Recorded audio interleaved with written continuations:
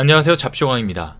태국에서 한국의 영향력은 우리가 생각하는 것 이상으로 상당합니다. 기본적으로 드라마, 음악, 영화 등 문화를 비롯해 경제적인 측면과 국방 분야에서도 다양한 협력을 하면서 날이 갈수록 한국의 영향력은 주변국인 중국, 일본을 압도하고 있는 상황인데요.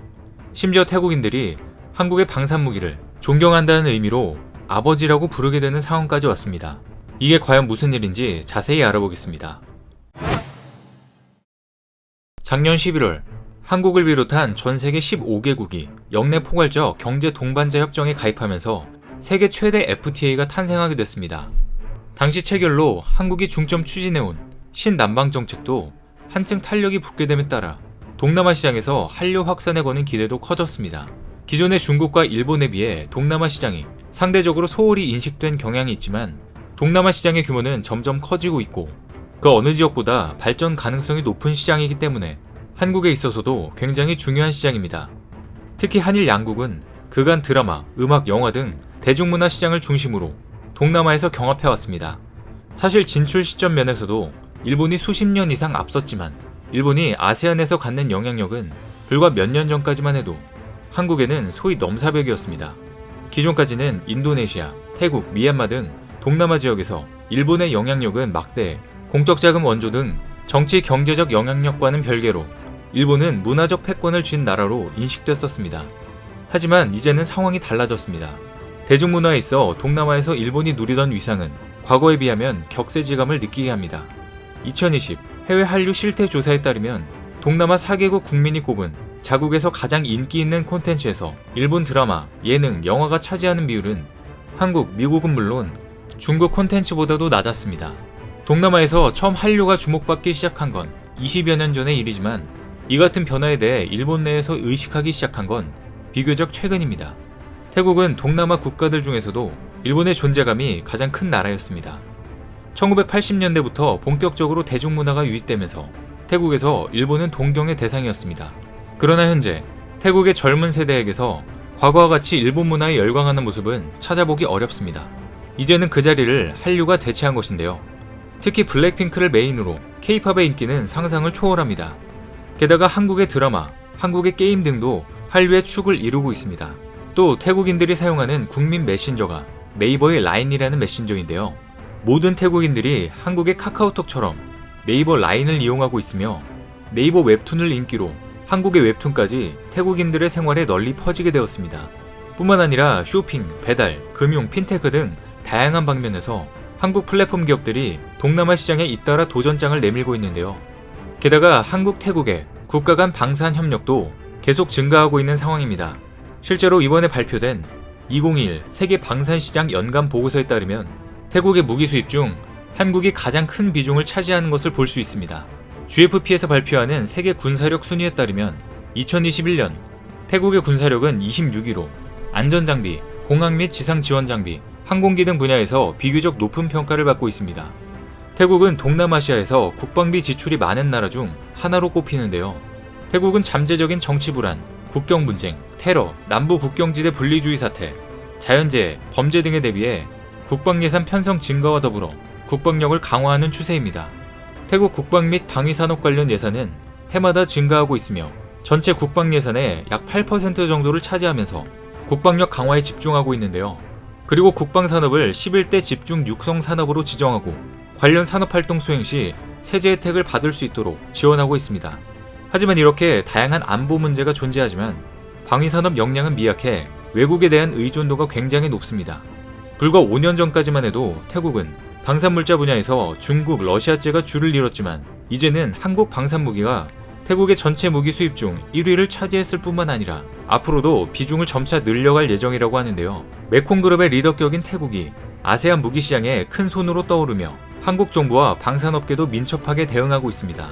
2019년에 군사정보보호협정, 지소미아 체결에도 한국산 무기에 대한 신뢰감과 만족감이 큰 영향을 주기도 했습니다.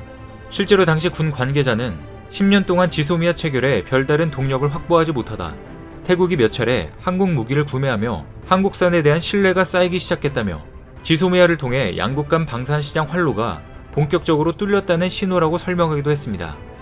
한국은 2018년 12월 대우조선해양이 자체 개발한 호위함을 태국 해군에 인도하면서 그 비중이 높아지기 시작했습니다. 그 후로 국산 훈련기인 T-50을 지속적으로 수출하면서 한국 무기에 대한 신뢰도를 쌓아나갔습니다. 이번에도 서욱 국방장관이 태국에서 초청을 받았는데 태국 측에서도 한국산 무기에 대한 높은 관심을 보였다고 하는데요. 서욱 장관은 19일부터 21일까지 뿌라유 차노차 태국 총리 겸 국방장관 초청으로 태국을 방문하고 국방장관 회담을 개최했습니다. 앞서 말씀드린 것처럼 태국은 국방 분야를 굉장히 중요하게 생각하고 있고 총리가 국방장관까지 겸할 정도로 많은 부분을 신경 쓰고 있는데요. 서 장관은 이 자리에서 지난 7월 태국이 한국의 T-50 고등훈련기를 추가로 구매한 것에 대해 사의를 표했습니다. 그러면서 서 장관은 앞으로도 T-50 성능 개량 사업, 2차 호위함 사업, 한국형 GPS 유도폭탄 등 태국 군 현대화 사업에 한국이 적극 기여할 수 있기를 기대한다고 밝혔습니다. 그런데 특히 태국 뿌라유 장관은 한국의 호위함에 큰 관심을 보이면서 2차 호위함 사업과 관련해서 이미 검토하고 있다고 밝혔는데요. 태국은 한국에서 2018년 12월 1차 호위함을 도입해 운용 중입니다. 이 호위함은 대우조선해양이 자체 기술로 개발한 DW3000급 모델로 신형 레이더와 소나 등 전투체계와 수직 발사관, 함대지 미사일 등의 무기체계를 장착했습니다.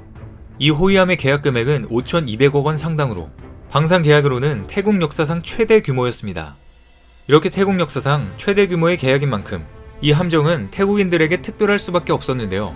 그동안 태국이 사용했던 중국산 함정에서 전혀 느낄 수 없었던 성능과 감동을 한국 호위함에서 느끼게 되자 태국 정부는 호위함의 이름까지 바꾸면서 각별한 의미를 부여했습니다.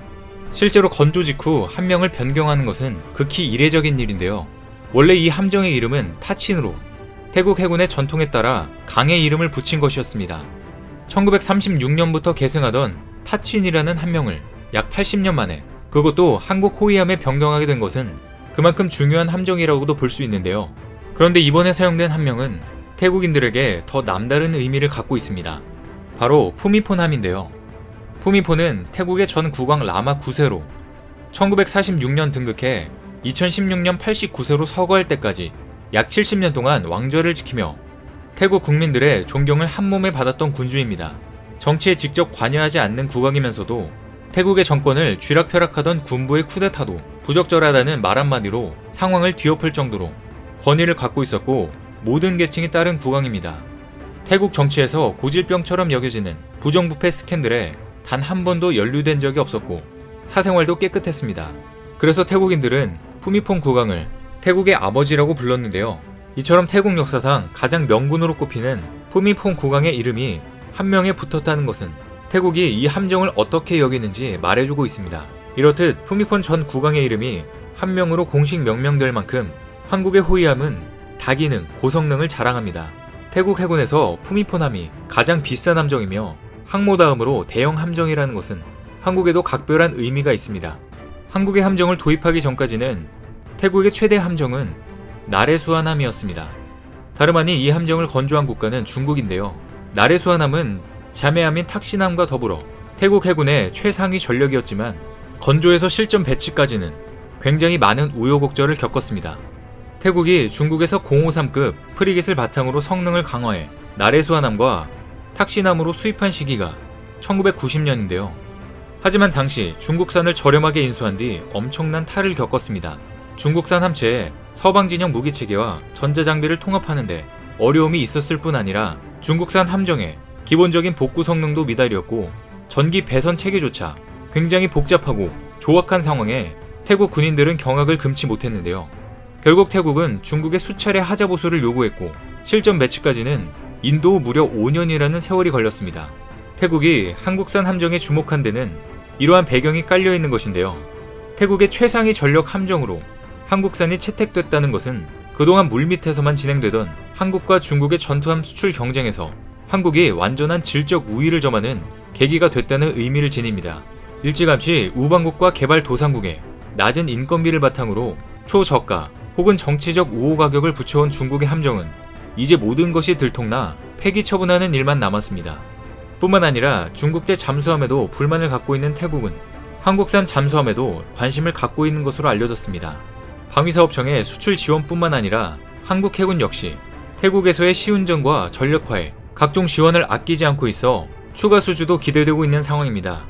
이번에 태국 국방장관은 양국 간 국방협력이 전략적 동반자 관계를 바탕으로 지속 발전하고 있다며 군사교육 교류, 연합훈련, 육해 공군 간 정례 협의체 활성화 등을 통한 실질적인 협력과 특히 한국과의 방산협력이 보다 확대될 수 있기를 희망한다고 밝혔는데요. 태국처럼 개발도상국의 경우 한 번 도입한 함정은 최하 30년 이상, 50년까지도 운용하기 때문에 이제 함체뿐 아니라 전자장비와 운용체계, 무장까지 한국산으로 충족할 경우 중장기적으로 함정 수주 가격보다 훨씬 더 많은 후속 군수 지원을 수출할 수 있을 것입니다. 우리나라는 이미 국산 전투체계, 함대함, 함대지, 함대공 미사일과 각종 어뢰, 로켓형 어뢰까지 개발을 마친 상황으로 앞으로도 태국의 더 많은 방산 수출 성과들을 기대해봐도 좋을 것 같습니다. 오늘 준비한 소식은 여기까지입니다. 댓글을 통한 여러분들의 많은 의견 기다리겠습니다. 많은 분들의 생각이 모였을 때 진정 가치 있는 지식이 완성될 것입니다. 시청해주셔서 감사합니다.